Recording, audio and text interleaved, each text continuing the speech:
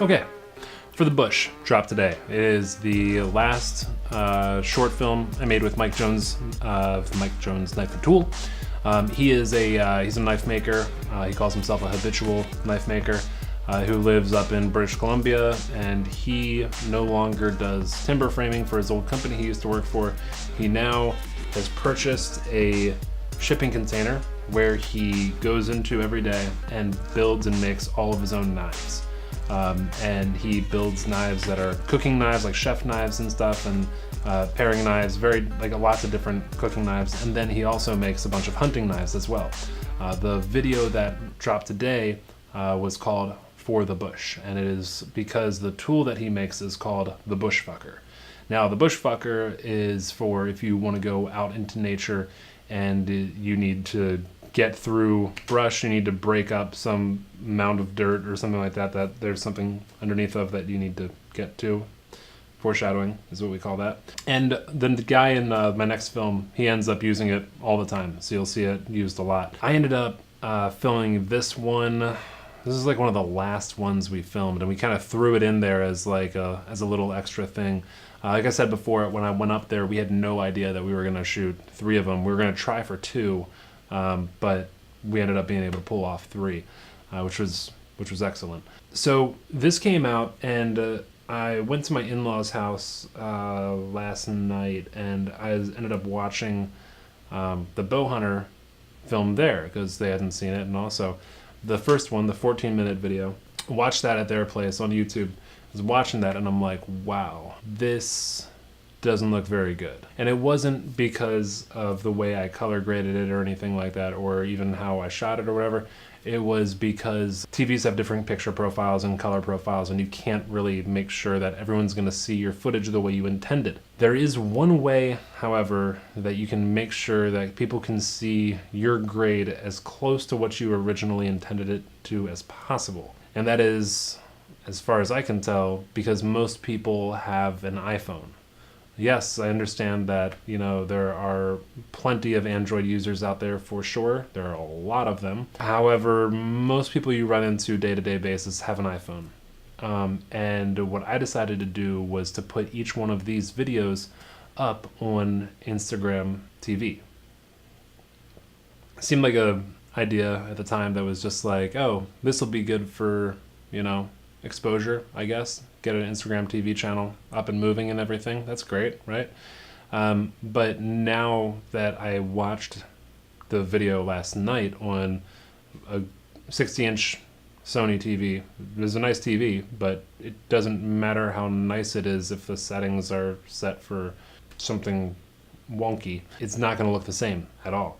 So this is how I decided to go ahead and kind of commit to Instagram TV for a while. I export it at 90 degrees so I get the full use of the screen and everything. I don't know if this is going to catch on. I don't know if this is going to be a YouTube. I don't know, because it seems like Instagram TV is very random. Like you don't know what could come up next. You have no idea. It seems like they just took some of your search history on Instagram and they just start like throwing stuff in there that might align with that. But it doesn't seem like there's a ton of people on there right now doing films like this. So I'm just trying to hop on there and get on that. Granted, I don't have subtitles. Subtitles would have helped a lot for this. It would have taken that a long way because 20% of people who watch Instagram stories watch it with the sound off. So that being the case, I'm missing out on 20% of people. And then the other thing too is that these films are slow burns, man. They don't go fast. Like the Bow Hunter picks up like halfway through, or like 2/3 of the way through, and it just starts like going. It carries you to the end for sure. Doesn't start off that way. Starts off very slow, and that was intentional. And I knew that I would lose viewership because of how not only I shot it, but because of how I edited it. I knew that if I didn't have it as a fast-paced thing going on in the beginning, if I didn't use those interview questions that, spark that interest right away, I knew if I didn't use fast shots or whatever, that I wasn't going to be able to keep as many people as I wanted to. And there's ways I could have gone about it better. I could have used like a little 5-second trailer before the video and just done a bunch of that fast-paced stuff, and then go down, come up, video starts. I definitely could have done that. I didn't. I wanted to preserve kind of the film itself and just leave that there for people who had the patience to watch it. They're the ones who got to enjoy it. And I guess this is me doing art, I guess, more now.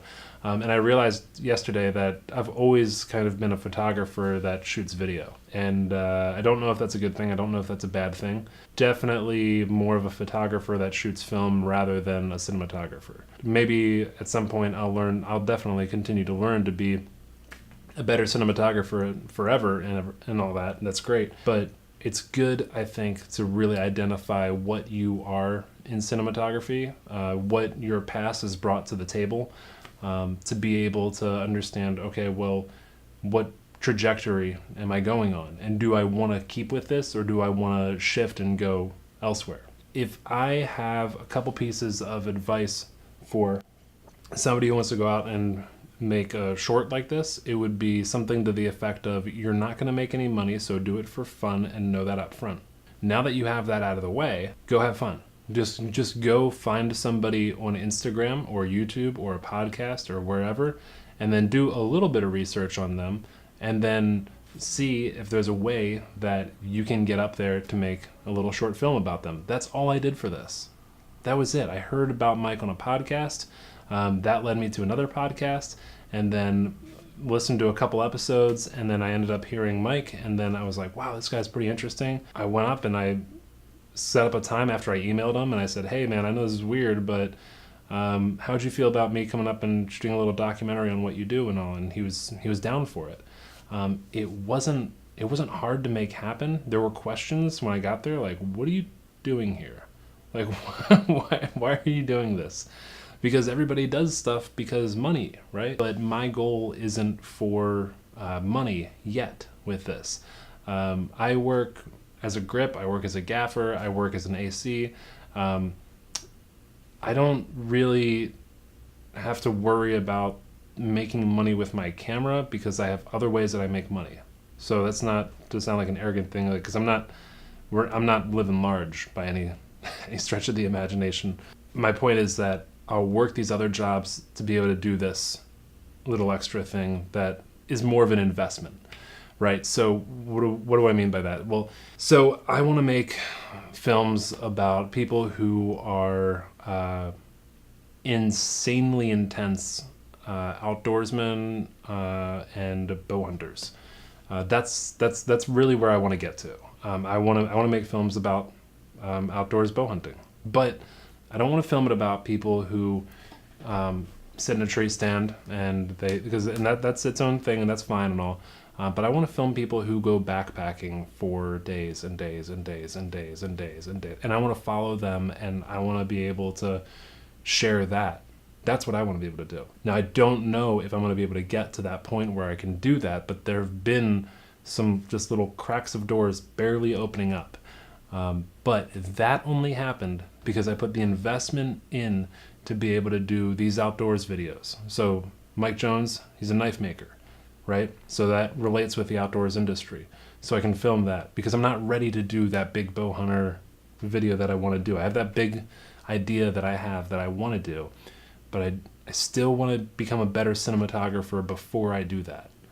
And I needed to upgrade my camera to the GH5S too. So we'll talk about that next time. But I needed to be able to become a better cinematographer.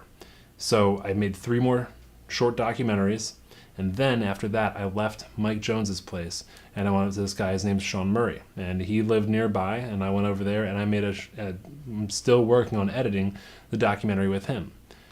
And I got this experience, and I got this time, and I got this input. And now I understand things that I would have never understood about the outdoors world before had I just gone into this. I mean, I've read plenty of books, listened to hundreds of podcasts, and I've all about the outdoors and everything, and about hunting and about living off the land and everything exclusively. But until you're around people who do the thing that you want to be able to film them doing, you're not going to fully understand it. You're not going to comprehend it. You're not going to know how they talk about it when they talk about it after they're annoyed with it. You know, like somebody who has been stressed out about something, Like, think about how you talk about film, or think about how you talk about film. Think about how you talk about cinema or your gear when it shits out on you, or when like it fails, you don't, but your gear fails, or you fail and your gear doesn't, and you know it's on you. Like, you don't have like the very best vibes going towards this thing right now. But that's not something you think about when you go to film someone who's an expert at something. You know, you don't think about that. So there is so much that went into this that prepared me now to go out and do another film that would be, you know, a longer stretch of 10, 15, 20 days out in the wilderness. That's what I want to film. So all of this has been for free, and all of this has been an investment. It has put me in a deficit so far financially. But what I'm hoping is that after I'm able to do a couple films, then that'll put me out that'll put me out in the market as this person who films these long, extraordinary hunts. And he is the go-to person for this. So that's my goal. That's what I want to do, and that's what I'm after. So that's how I went about it. And I'm still in the process of it, and it's an interesting thing to still be in the process of.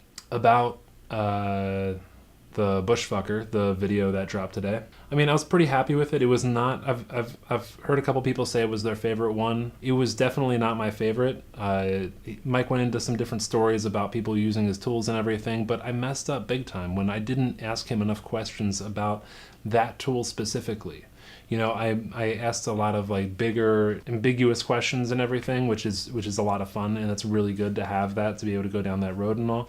But I didn't. I mean, I thought I had him, but then when I got into the interview and all, and interviewing is something that I feel like I'm really good at.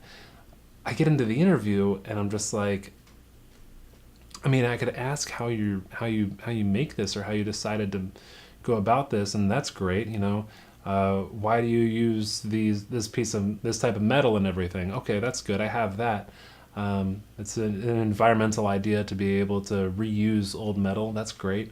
Okay, now where can we go with this? I wasn't as prepared as I should have been, you know, but I was preparing for one interview that was going to cover 3 different videos.